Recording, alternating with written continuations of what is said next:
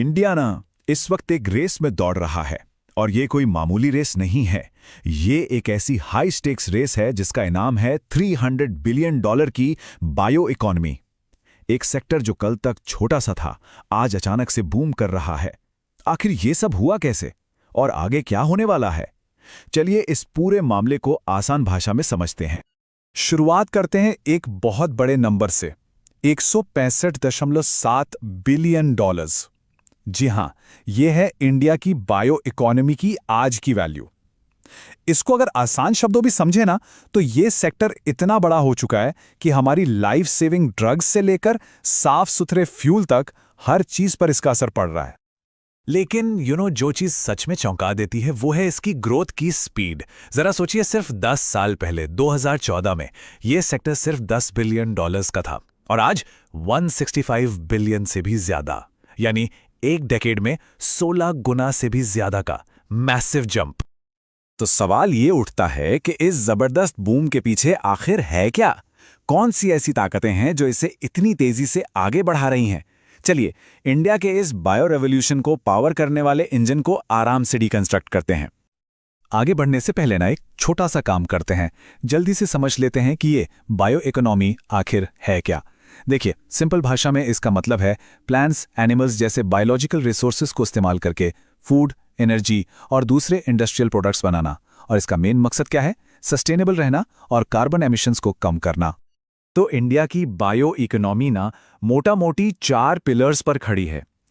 सबसे बड़ा हिस्सा लगभग 47% बायो इंडस्ट्रियल का है, मतलब बायोफ्यूल्स, बायोप्लास्टिक्स, ऐसी चीजें। उसके ठीक पीछे 35% पर है बायोफार्मा, जिसमें वैक्सीन से लेकर एडवांस्ड मेडिसिन तक सब कुछ आ जाता है। और जो बचा हुआ हिस्सा है वो बायो रिसर्च और बायो एग्रीकल्चर का है, जो इनोवेशन को सीधा लैब से फार्म तक ले जा रहे हैं। अब एक इंटरेस्टिंग बात यह है कि ये ग्रोथ पूरे देश में बराबर नहीं है। ये कुछ जगहों पर ज्यादा कॉन्सेंट्रेटेड है। सदर्न और वेस्टर्न रीजन्स मिलाकर ही 75% से ज्यादा की वैल्यू जनरेट करते हैं। खासकर महाराष्ट्र और कर्नाटका जैसे स्टेट्स ये तो एक पावरफुल बायोटेक कॉरिडोर बनाते जा रहे हैं।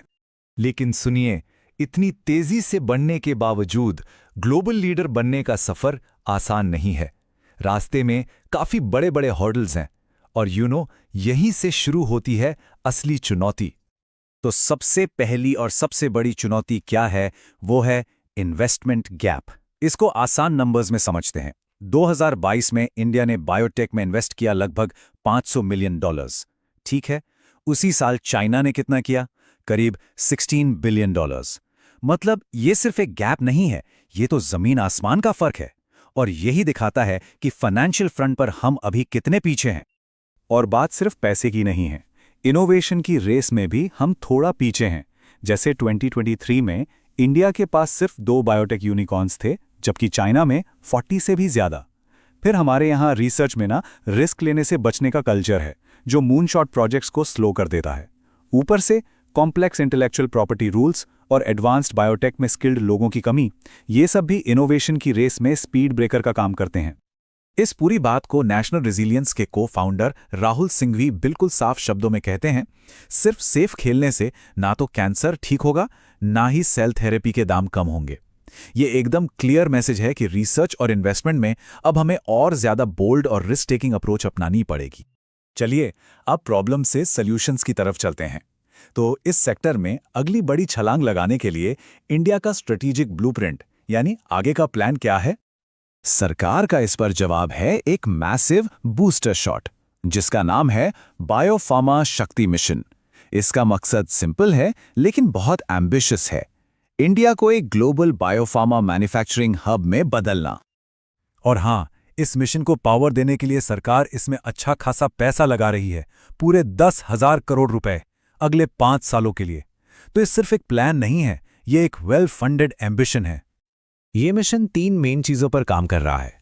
पहला, पब्लिक प्राइवेट पार्टनरशिप और इंटरनेशनल कोलैबोरेशन को बढ़ावा देना। दूसरा, एआई और ऑटोमेशन जैसी लेटेस्ट टेक्नोलॉजी को अपनाना। और तीसरा, आर&डी को इंसेंटिव देना, खासकर BRSCA जैसे ऑर्गेनाइजेशंस के जरिए, जो बायोटेक इनोवेशन को फंड करने वाली सरकार की मेन एजेंसी है। इसके अलावा एक और अहम कदम है बायोईसी पॉलिसी। इसका मेन फोकस बायोटेक्नोलॉजी को इकोनॉमी, एनवायरनमेंट और एम्प्लॉयमेंट इन तीनों से जोड़ना है ताकि एक सर्कुलर इकोनॉमी बन सके, यानी ऐसी ग्रोथ हो जो सस्टेनेबल हो, ग्रीन हो। तो चलिए अब सीधा फ्यूचर की तरफ देखते हैं। ये जो $300 बिलियन का टारगेट है, इस तक पहुंचने का रास्ता कैसा दिख रहा है? इस फ्यूचर ग्रोथ का एक बहुत बड़ा इंजन है हमारा स्टार्टअप इकोसिस्टम। सोचिए 2014 में देश में सिर्फ 50 बायोटेक स्टार्टअप्स थे और आज 13,000 से भी ज्यादा।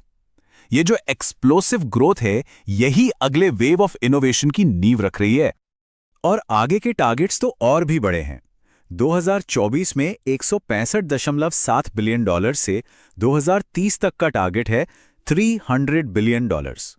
और अगर 2050 तक की बात करें तो प्रोजेक्शन $2.7 ट्रिलियन तक जाता है। तो ये एक लंबा स्ट्रेटेजिक सफर है जिसमें पोटेंशियल अनंत है।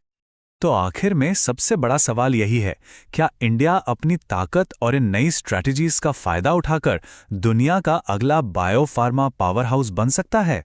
इसका जवाब तो आने वाला वक्त ही देगा।